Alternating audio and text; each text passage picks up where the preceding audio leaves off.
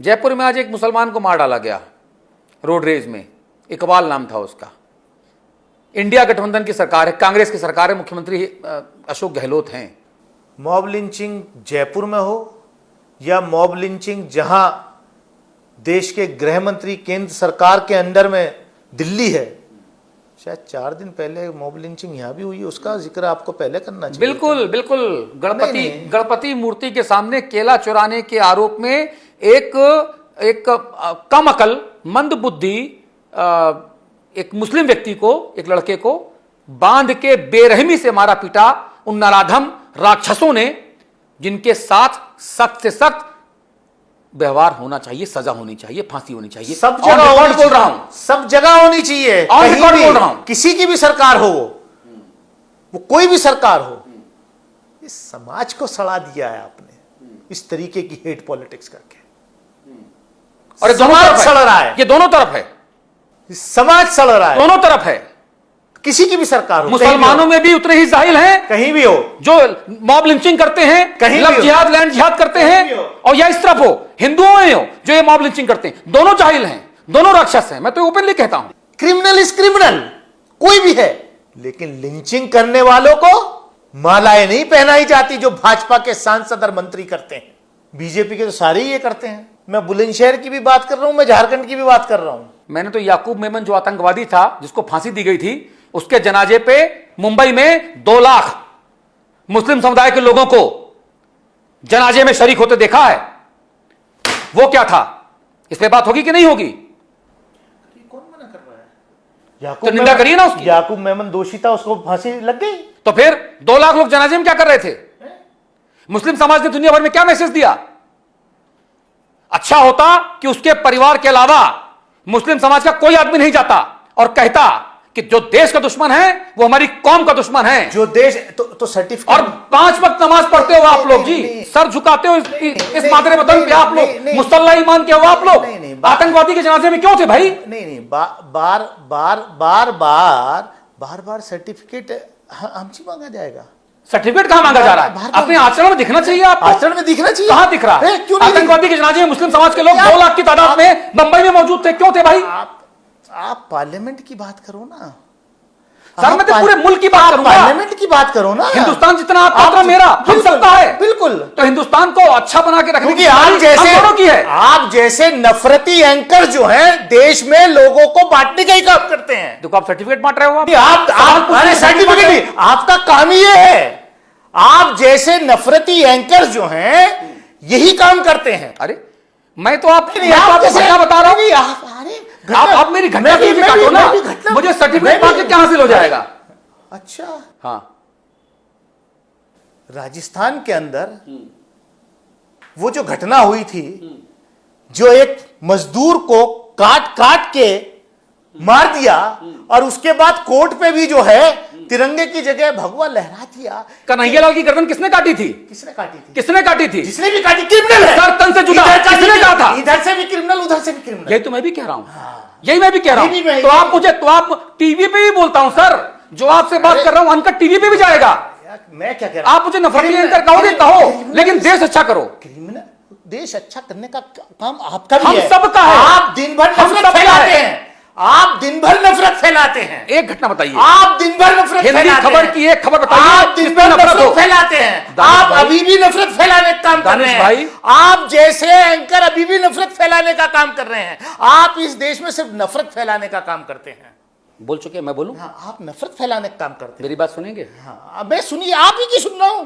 एक आप ही की सुन रहा हूं। आप जैसे सुनिए, आप जैसे नफरती लोगों ने तो इस देश का बेड़ा गर्क कर दिया।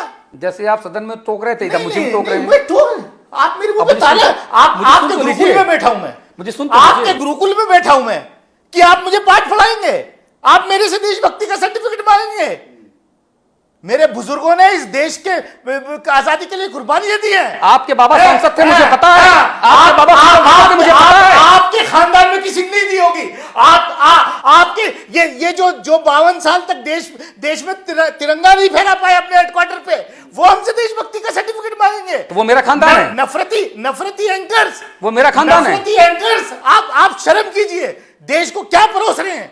शर्म कीजिए, शर्म कीजिए। जब आप बोल के चुप हो जाए तब मुझे बोलने का मौका दीजिएगा। शर्म कीजिए। हो गया, अब मैं बोलूं? शर्म कीजिए। आप जैसे लोग, आप जैसे नफरती लोगों ने इस देश का बेड़ा गर्क कर दिया। अच्छा, हो गया। आप जैसे नफरती लोगों ने इस देश का बेड़ा गर्क कर दिया। और बोल लीजिए, फिर मैं बोलूं? नहीं। अब मैं बोलूं? अब मेरी बात सुनिएगा। आप जैसे समाजवादी पार्टी के एक मुस्लिम प्रवक्ता ने ऑन एयर डिबेट में मुझसे मेरी बात सुनिए पहले। आप मेरी बात सुनिए, मेरी बात सुनिए ना। आपने अपनी बात सुनी ना, अपनी बात कही ना आपने। मेरी बात सुनिए ना, मेरी बात सुनेंगे नहीं सुनेंगे? नहीं, भाग क्यों रहे हैं? अरे भाग क्यों रहे हैं? मेरी बात सुनिए ना, मेरी बात सुनिए ना, मेरी बात सुनिए। नहीं, मेरी बात सुनिए। ये देखिए, देखिए इन्होंने माइक उठा के भाग रहे हैं, ये भाग रहे हैं। मैं इनको मौका दे रहा हूं, मैं आपकी बात कर रहा हूं, मैं आपकी बात कर रहा हूं। आप नफरती एंकर, तो मुझे मेरी बात सुनेंगे? आप देश, मेरी बात सुनेंगे? आप जैसे नफरती लोगों से मेरी बात सुनेंगे? मेरी बात सुनेंगे? आप जैसे नफरती नहीं, क्यों नहीं सुनेंगे? भाग क्यों रहे हैं आप? अरे आप मेरी बात सुनेंगे ना? आपने बोला तो मुझसे मेरी बात सुनिए ना। ये देखिए दानिश भाई भाग रहे हैं, ये देखिए दानिश भाई भाग रहे हैं। मैं इनके घर में बैठा हूं तब भी भाग रहे हैं, ये माइक उतार के भाग रहे हैं। मेरा ये कहना है कि जब हिंदू, मुसलमान, सिख, ईसाई, बौद्ध, जैन, यहूदी, पारसी, सबकी जिम्मेदारी है भारत को एक अच्छा देश बनाने की। भारत हम सब का है, यह मेरा कहना है। मेरा सवाल सिर्फ इतना सा है कि अगर हम यहां पर कोई बात करना चाहते हैं तो आप इनटॉलरेंट क्यों हो जाते हैं? मैं भी दानिश भाई को बुला रहा हूं, अभी भी आपको निरंतर दे रहा हूं। आइए अपनी बात कहिए ना, मेरी पूरी बात सुनिए।